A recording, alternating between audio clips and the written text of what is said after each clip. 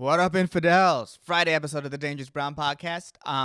For those of you who are new to the series, this is my interviews about a comedian named Freddy Soto, a man who was kind of influential to me in comedy and who died really early before he sort of blew up.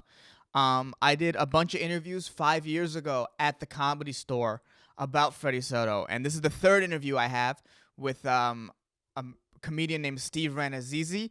If you watch The League or like The League, he was a main character on that. He was a main character on that. I was about to say for many years. He was one of the main characters. And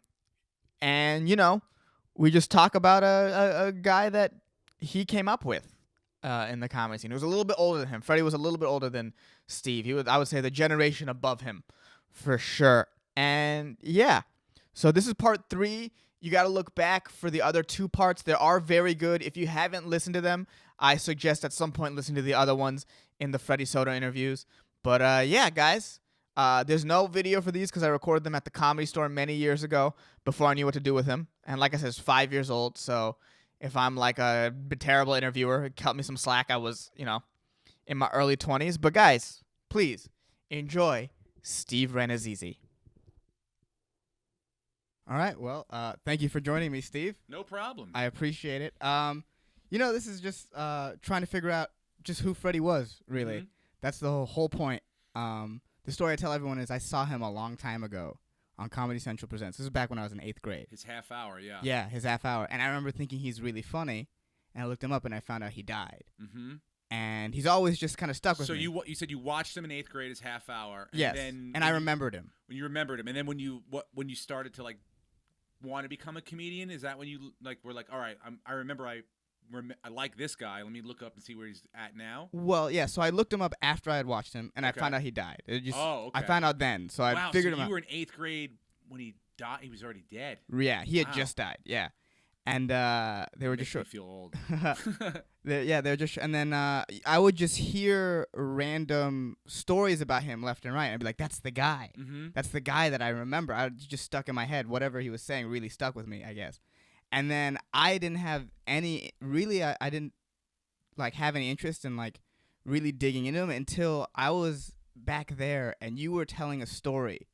And I forgot who it was, about someone who said that they could follow Freddie. Oh, the Ari Shaffir story, yeah. Yeah, how did that go again? Well, I'll tell my end of it, and I'm sure, I don't know if you're going to get a chance to talk to Ari. Oh, I talked to Ari. Oh, you did? So, okay. Yeah. Did he tell you his end of it or no? Yeah. Okay. So essentially what happened was, at this point, I was a door guy. Mm-hmm. Eleanor was a waitress. Ari was not working here. He was doing commercials, and he had just gotten passed, which was a big deal because he spent a long time trying to get passed. Yeah, I heard. Years. He would get tortured by Mitzi. He would have great sets, and he wouldn't get passed. He'd have bad sets, and he wouldn't get passed. We actually went out to a road gig with Paulie, Simone, myself, and Ari, all of us not being passed. Mm-hmm. We went up in front of Paulie and before him to open for him, and Mitzi was in the room. This is in Palm Springs. Oh, wow. We all crushed. And Paulie actually said to us backstage, "Bro, this is how Bobby got passed. He crushed in front of Mitzi opening for me in Vegas, and she just passed him." We went out to see Mitzi, and she reamed us. Really? She said that how dare you guys think that you're ready to go on the road? I haven't passed you yet. This is not for you. And we were thinking we were going to get fired. No, we thought we were going to get passed right there, and meanwhile we felt so dejected.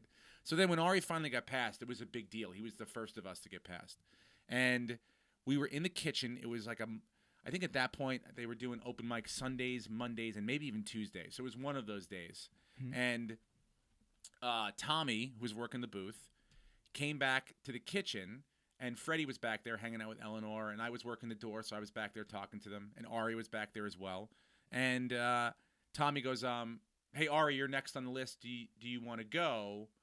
And then he saw Freddie was there. He goes, "Oh, Freddie, if you want to go," because Freddie wasn't like a household name, but he basically, for open mic and the pop-in section, had carte blanche. He can kind of pop in whenever he wanted to. He was really Mitzi's favorite, one of her absolute favorite comedians. So Freddie goes, "No, let Ari go, and then I'll go on after him." And Ari, indignantly goes, no, you should go before me. I want to follow you. And he's like, no, just go ahead, Ari, and I'll go on after you. It's not a big deal. He's like, this is what I wanted. I wanted a challenge. This is why I got passed. I want to be able to follow the best. And so Freddie goes, okay, you sure? And he's like, yeah, okay. So there was about 11 people in the audience. And Freddie goes on, and Eleanor and I sat in the back. We were in like that back, Mitzi's booth like area, those chairs. And Ari's sitting down next to us. And Freddie gets up there, and he always had this thing where whether it was 11 people or a sold-out crowd, he started off slowly. And by slowly, I mean not like bombing, but like taking his time. Even if the person in front of him crushed. I'm talking like annihilation. If like Chris Rock annihilated the room, he would brought Freddie up very slow, very so he'd move the audience to his energy. Yes, he'd bring them in and almost bring it down so that you were like, is this guy even talking or performing or what's happening here? And so he would, and this is only a 10-minute set he was doing this night. So first minute very slow, and then like the second minute sort of bringing them into his energy, and then he started doing an impression of his dad, and like the first little crack of it made a big noise. And I'm talking 5 minutes in, he has this all 11 people eating out of the palm of his hand. Yeah. I'm talking crushing. 8 minutes in, he's destroying. Like I was like, oh my God, this is. We all looked at Ari. We were like, what are you gonna do? And he's just like, oh, this is what this is what I need. Right. So then he destroys. 10 minutes, doesn't go over his time, destroys. That's perfect. Brings up Ari with a huge, beautiful introduction. This next guy just got passed here. This is a dream of his, and he brings him up, and Ari goes up there, and, he tries right away. All the tricks you do, you're like, I'm going to tell my best joke right away, get him on my side. He tells us probably his best joke, and it doesn't go great. Ooh. Because they're all just still thinking about how authentic and genuine the last comedian was, right? And on top of that, how beautiful he was. And so Ari's now like 2 minutes in, 3 minutes in, and now it's silence. Like that awkward, you can hear the ice crack like in the glasses and stuff. Ooh.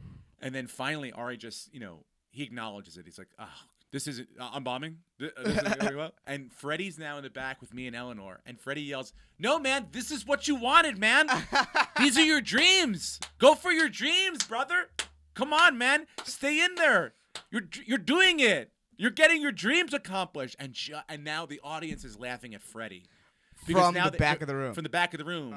Just because he's so funny and right. and just laying into Ari. So now it's just even worse. And I'm talking one of the all-time great bombs I've ever seen in my life. Ooh, you remember those. 10 minutes, it felt like an hour and a half. And he got through his time? He didn't leave early, but he was laughing at Freddie, heckling him. And that's the kind of guy he was. He was, in a weird way, it was a gesture to Ari.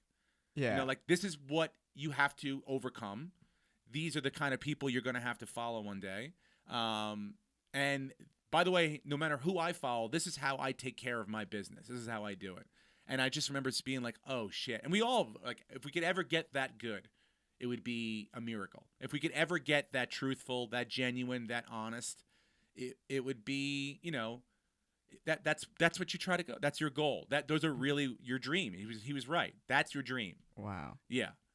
That's a great story, but that's what I heard, and that's what started me on this journey of just who is this guy? Like, it was insane. Why does he stick out to me so much? He's just an interesting figure in comedy for me. How'd you meet him? I met him at the store. Okay. I got a job in 2002, and so I started working the back door, and I had seen his Comedy Central Presents as well, so I sort of those were big deals at the time. They were huge. Dane Cook did one and sort of launched him, and Stephen Lynch did one. I remember, and so Freddys was awesome, and so he would come in, and he had a development deal, and so he was sort of like you were like, oh, that guy's on his way. He's like gonna skyrocket. So he would hang out a lot. He would come in most nights when he wasn't on the road. He had just started doing the road more often, but when he wasn't on the road, he would come in, hang out here, do spots, and then one of those guys that would hang out after his spots. Right, okay. And chill and talk and shoot the shit. He was best friends with Eleanor. Best friends with Bob Oshak, who was around here a lot during the time. And, he had worked here. So this is all he had known. He drove Richard Pryor. Right. He was a store guy through and through. He was a store guy. Yeah. I mean, literally from the time he landed in town. He came here, started working for Mitzi, started working for Richard Pryor, hung out here. Took him a while to get past because, he had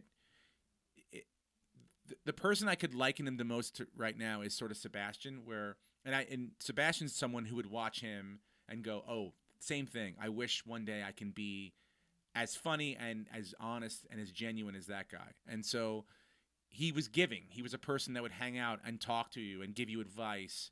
And I remember, for me personally, it was 2002 was a good year. I started working here, made a lot of friends, kind of got my foot in the door. And then I was like, 2003, I really want to try to get an agent, get a manager, right? And do start the Hollywood to stuff, more career oriented, like that sort of thing. And so the big show at the time was Dublin's, which isn't around anymore. That was Ahmed Ahmed? Yeah, Ahmed Ahmed and Jay Davis would book the show. And it was, it's, what is that now? It's a taco place on Sunset. Oh, yeah. It's that, whatever, I don't know. That one across the street where there's nothing there. It used to be a bar. It was like an Irish bar called Dublin's, and it was 2 floors. Oh. And on Tuesday nights, they had the upstairs. And it was, I don't want to say it was the belly room, but it was at like that sort of vibe where low ceiling, packed, and Crush City. I mean, the lineups were insane. Right. You had, Ahmed would go up and he hosted sort of the show, and Jay Davis. But you had like Darren Carter would crush. Then Ralphie May would crush. Then Dane Cook would crush. Then, who else would be up there all the time? Like Alonzo Bowden would be crushing. Just killers right, set. Those are big names. And it was sort of like one after the other. And it was like, if you bombed or didn't, or even did fine there, it was like bombing. And so I remember giving like my tape to Ahmed, like a VHS tape, and Jay Davis, and they finally booked me. And I did like 5 minutes, and I did really well. And then they invited me back like a couple weeks. You wouldn't do it like in a row, but like a month or two later, I did it again. And Dane Cook was represented by Barry Katz at the time, and I don't know if he is still, but Barry would hang out there a lot. And he came over to me after, and he's like, hey, do you have any representation? I'd love to sit down and talk to you about your career. And I remember being like, oh, shit, this is awesome, because he was a big deal. Right, it's a big name. He had repped, at that time, he was repping like a lot of, like, I think Dane, Jay Moore,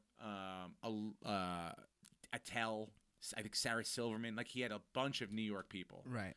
And I was like, oh, this would be fucking awesome. So I remember talking to Freddie, and I came back to the store after I had my set, and I was like, oh, fucking Barry Katz just... And Freddie was like, oh, that's great, man. I'm happy for you. He's like, but I want you to do me a favor. I don't want you to just walk in there and sign with him right away. Right. He's got a lot of big people. So you're not going to get the attention I think that you probably need. So he goes, I want you to meet with my guy. Okay? I'll set up a meeting. And if you don't like him, then we'll go. You have my blessing to go sign with Barry. And he set me up with Jeff Chetty at Burlstein Gray, who was Freddie's manager. And Jeff and I just hit it off right away.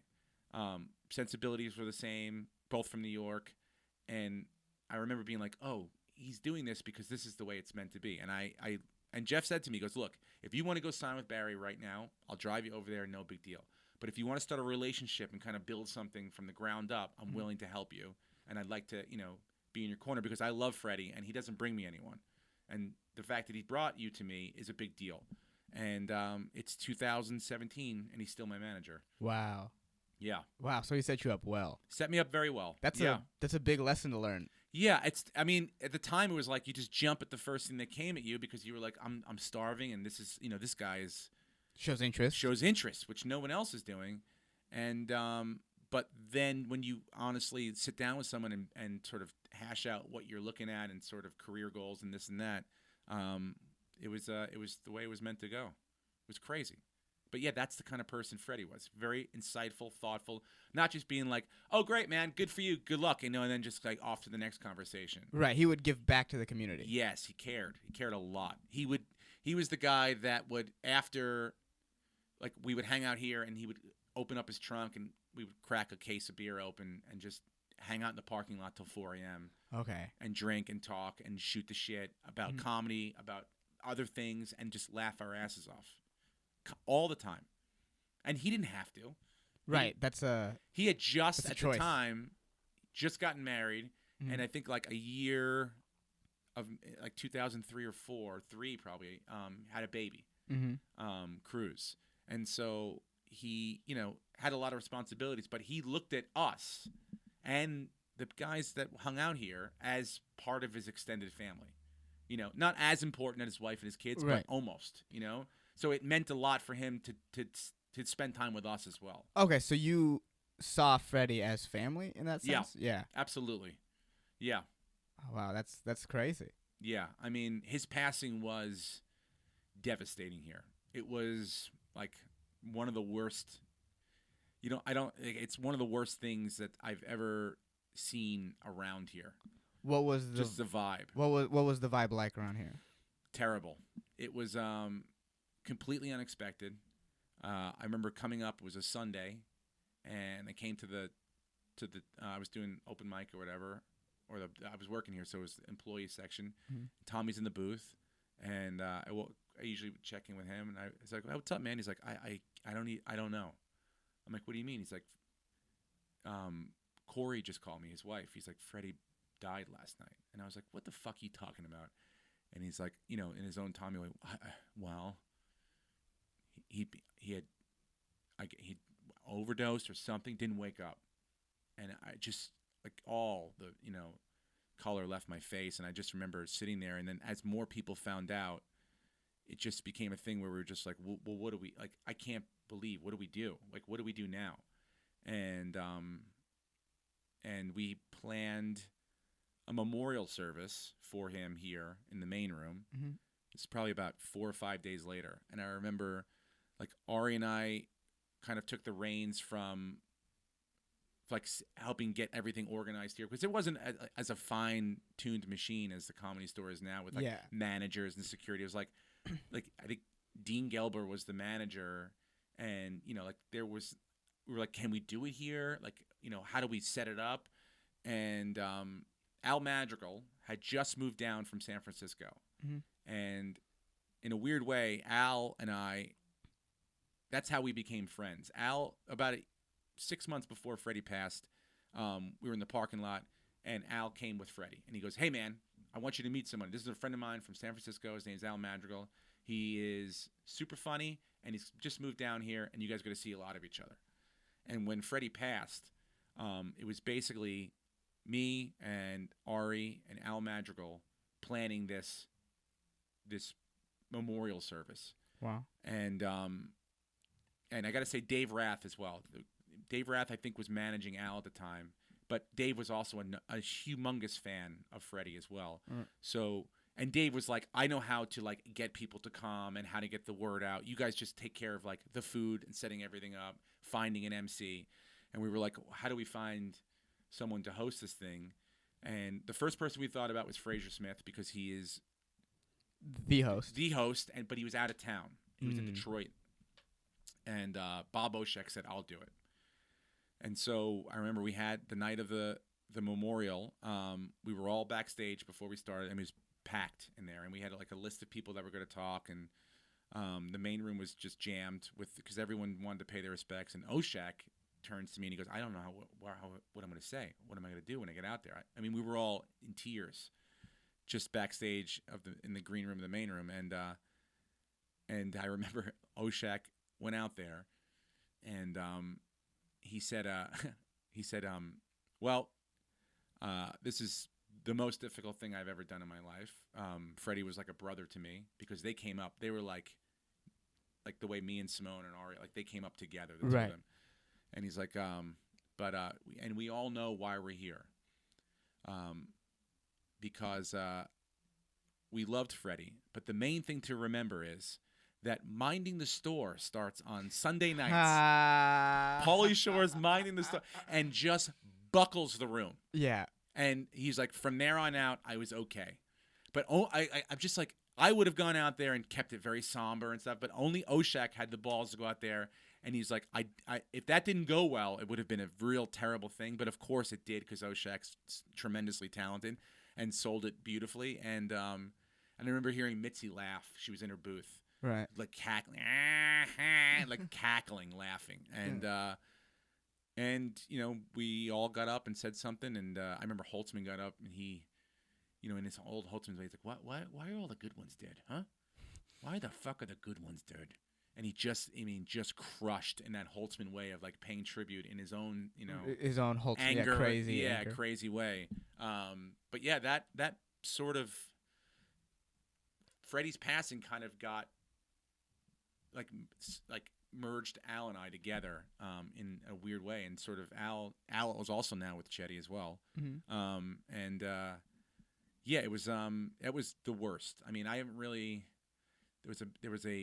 They had a funeral at Forest Lawn, and Ingram had just gotten here too, and he was devastated as well because he was here like a couple months, but he could see the impact that this guy had on this place. That's what's interesting, is that he seems to have, for however little long, because he was only in 3 years you known him. It's not a very long time, but to have this deep impact on the people around you. Yep, that's because look, when you get here, most people don't know anyone, and so you make these friendships right away, and they become like your life rafts in a way. You're like, these are my friends. We're all in this together. We're all going to do well. We're all going to bomb. But these are the people that I can at least go, holy shit, because they know exactly what I'm going through because they're doing the same thing. And it was real beautiful friendships came about from Freddie on so many different levels. I mean, his wife and I are still friends. His daughter now is, I think, almost 16 years old. Oh, wow. Yeah. And it's just, it's amazing how much he touched all of us. Like, anyone from that era was an absolute fan of Freddy Soto, yeah. How did his death affect Mitzi? Rough. But you know what, though? Rough in the way that you would never be able to tell, because she'd seen a couple that were really hurt. Like, when Sam died. Oh, yeah. She's gone through a lot. It was rough. When Lubekin jumped off the roof, it hit her hard. So I think that this was like almost like something which, oh, fuck, not again. Probably like the way we think about like these mass shootings and stuff, where you're like, it's fucking terrible. But like, I've seen it before. I kind of know how that feels, that hurt, that pain. Right. There's still scars there. So, it didn't buckle her, but it hurt a lot, because he was one of the people that she like loved. She truly loved him. Like, for example, on Sundays, open mic would happen. You hope that she didn't come in to watch your set. Okay. Because people could just get fired. Ooh. Even if you had a bad set. Mm-hmm. What the fuck is this guy doing here? He's wasting time. Get rid of him. And you were just like, fuck. And but when the second part, the poppin' started, there'd be a list of people that signed up. But once Mitzi was there, she's like, put up this. She would just give her the list, and she would go, I want to see Holtzman. Right. I want to see Freddy, because these are the people that made her genuinely laugh. Right. These are the people that she enjoyed. So, yeah, she looked at him like a family member, truly. Damn. Yeah. That's Were you the one that told Bobby not to come to the memorial? No. That was the story. They had a big, Bobby the one. and Freddie. I mean, I don't think I did. I know that they had big problems. It went back to like the San Diego days and stuff. Mm-hmm. And I was good friends with Bob. Bobby's the one that got me the job here. So I felt I had a big, and I still do have a big place in my heart for Bobby. Because he literally let me go on the road with him, saw that I was funny, and then walked me over here and got me a job here. So without Bobby, I never would have met Freddie. But they had a big falling out, and I bet you, if you asked, that was probably one of the true, like, I don't know. I would say Bobby would probably be regretful that he never got to patch it up with Freddie before he passed, because they are kind of cut from the same cloth. They were very giving. They're both very giving people. But yeah, they had a big falling out. I know Bobby wanted to come because in his heart he knew that Freddie was a great guy, and that he had no problems with Freddie. Freddie had a problem with him. So, but I think that Eleanor and him at the time didn't get along, and Corey, Freddie's wife, didn't like Bobby. She worked here. She used to be the town coordinator, so they had a problem. So I just think it would have added a little bit of unnecessary drama to the whole situation, which nobody really needed at the time. So, Yeah, that was the one thing that was like, oh fuck, I wish those guys worked it out. How long did it take for the vibe here to recover from that? Because this place is just so energy filled. I mean, yeah, the 2000s though were a real bleak period here. I mean, I've heard. Yeah, there wasn't like, you're like, well, if there's another sold out show tomorrow, the show must go on. It was like, well, fuck, what are we gonna do now? Like, who do we go to for advice? Like, my mentor died, like at 25 years old for me. I'm like, who do I look to now? Oh, he was like your mentor. That's how you looked at him. Like, I was like, oh, I have to get a half hour, and then I'll get a development deal, and then I'll get my own TV show. Right. That's how it worked back then. You were like, all right, you get either go to Montreal, get seen there, and get sort of meetings that way, or you get a half hour, or premium blend first, then the half hour, then go, Oh, so the paths were like that set almost. Sort of like that's kind of the road that most of these guys went down, and so he was like, just this is sort of the plan. Follow the plan. Continue to find your own voice. Continue to be funny. Continue to work. But these are the kind of things that are attainable. These are the goals that you can get to. Because look, I've worked here. I was doing the same job you were doing 5 years ago. Right. And this is where I'm at now. And it was just someone you can literally look at and go, "Fuck, there's the light at the end of the tunnel. Right, I just have to follow the light." Tangible proof that what I'm doing leads to something. Exactly. Yeah. And it was rough, real rough. For a lot of us, because we're like, well, now what the fuck? Who do we look to now? Kind of like a headless snake. You're just kind of we're just kind of slithering around the floor, not knowing which direction to go in. Oh damn! I didn't know he was like just that sort of. Maybe powerful is the wrong word, but like that sort of like looked up to.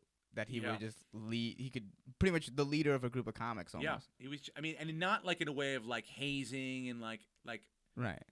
Fuck you or like I'm in charge here, but just that leadership quality that you can't teach. Yeah, which is very interesting. Which is very nice. A lot of people lose that to bitterness and to keep that like, oh, I'm gonna help the young comics out still after. Sure. All that time. He had rejection. Like he did a shot a pilot. And he was like, "This is fucking great," and it didn't get picked up. And he was really upset about that. He had some demons too, man. He liked to party. Yeah. Freddie really liked to party, and that was part of his essence, but also part of what eventually probably was he went a little too hard. Was there a change in his attitude around the time that he died? Was there something off about him, or was it sudden for you? No, it was. I mean, it was. Super sudden, dude. Super sudden. I mean, when I tell you, like, Ralphie's passing was bad, too, because you're like, oh, this is another great fucking dude. Right. And it came sort of out of the blue. But, if you look at it, you go, is it really an absolute shock, And so with Freddie, it was, we knew he partied. Right. But maybe we didn't know how hard he partied. He also had other relationships outside of comedy. Cousins and friends and people that he kind of were not comedians in that, and we didn't kind of really know what he did when he hung out with those guys, and so he hit the gas hard, and when he partied he went all the way, and so I guess when you look at it you go, oh fuck, I wish that he hung out at the store that night instead of going over this person's house, or I wish he was here where we could have kind of watched him, or maybe had a little more attention paid to him, and but that's the way he was. He was a free spirit. Yeah. Where was he around the time he died? Where was he, I guess, in the comedy world? And where do you think he was about to go, if that makes any sense? Oh, okay. So if he were still alive today, he would be, I'm trying to think of like, first of all, he would probably be retired from his own show. Okay. At this point. It would have been that long, yeah. Yeah, like generational wealth he would have made by now. Like sitcom probably for 8 or 9 years on the air, household name for sure. Okay, like that. But still, like the stand-up would be even better than anything. I don't want to say Seinfeld because he wasn't Seinfeld, but Seinfeld, the show was the show and everyone knows the show. But in the end of the day, he's a stand-up comedian and one of the best to do it. Right. In a very different path because he's not Seinfeld where it's like set up, punch, that whole thing, but his own way of telling stories and being genuinely, authentically funny himself, that's the level he would have gotten to. I that's what I believe. I don't think there's any question to it. Okay, so you think he would be the Absolutely. type of guy that if his name was on the marquee, you're selling out. Yeah. Okay. Yep. Damn. Yes, with just him. Okay. Damn. Yeah, it would have been like if you put Chappelle up on the you know Chappelle's Killing Him Softly. Mm-hmm. That's the closest I've ever seen to anyone getting as real and as beautiful on stage as Freddie would get. Really? Talking about his family, talking about his own So you think shortcomings. So Freddie was authentic on another level. Another level. You could not. I talk about my wife and my kids, and I feel like sometimes I can get into the zone where people are like, man, I feel like I'm in this guy's living room. That was an everyday fucking occurrence for him. Okay, so every day was just something new and special then. Yes. In that sense. Oh, so he was one of those people you never got tired of watching. Never, ever, ever. Like, would run into the room to watch him. Okay. Never, never. Because even if he was just going to do what he was doing, you want to see how hard he could crush. Right. Yeah. And very few people could follow him. Right. And it was one of those like, oh, you've heard the joke a million times, but you're still going to laugh. Yeah, because just his characters, his dad, his mom, the way he did his wife, it was, we knew these people. Right. So he would get like. Even though I met his dad after he was dead. We did a benefit in El Paso. And it was me, Simone Caparulo, Ralphie May, Gabe Iglesias, and Dice went to do a theater and raise money for his family in El Paso. We went to dinner with his dad and his mom beforehand, and that was the first time I met his dad. Really? Yeah, and I was like, I already know you. I've been watching you on stage for the last 3 years. I've heard every story. And he knocked it out of the park in terms of being his dad. Because Freddie's big joke was he would say about his dad, regardless. He had this joke about regardless. So his dad would go to his shows and sell bumper stickers that said regardless outside without Freddie's permission. Like Freddie's trying to sell shit in the fucking like T-shirts and stuff. And his dad's like, don't get those. Come on over here. I got $1, man. $1 bumper stickers, bro. Wow. Regardless. That's so funny. That was their relationship. That's so funny. So beautiful. Yeah. Yeah. And so when I got to meet him, it was like, oh, I already know this guy. Right. I've been hearing these stories for years. How was the show in El Paso like? Oh God. What was that? Have you done Simone yet? No, I've talked to Simone. Oh, so I mean, there's a pack theater. Mm-hmm. The lineup was Simone, then me, then Caparulo, then Ralphie, Gabe, then Dice. Mm-hmm. And the show started, and his cousin, I believe, came out and wanted to show a video first. And the video was, I mean, tearjerkers. Not even. It was like people were bawling. It was like till the Gypsy Kings do a Spanish version of My Way. Oh. And it was, and they just showed pictures of Freddie, and it was like we were all backstage, and then literally the promoter's like, all right, ladies and gentlemen, Steve Simone. And Simone was like, what the fuck? He's going out there wiping tears away. I've never seen anyone just go, I have to take a bullet like that before. I was like, we were going out there just to kind of get the morale and get people laughing and having a good time. It was a comedy show in a sense, and that's what we came there for. But it was like, after that video, it was, let Simone tell you. Oh, it was. I can't wait. Yeah, we were all like, you can't send him out there. He's not gonna make it. We were all crying. The video was unbelievable. It was so beautiful. It's just very well done.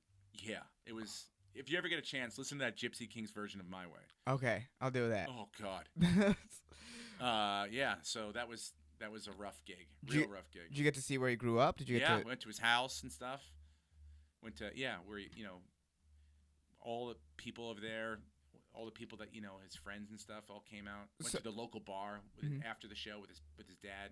Got fucking hammered. Yeah, as is the way. Yeah, as is the way. Yeah. So I guess through the stories he told on stage, did his world that he grew up in seem familiar to you, or was that still no? No, I mean I didn't even really know many Mexicans because in New York we didn't have Mexicans. We had Puerto Ricans.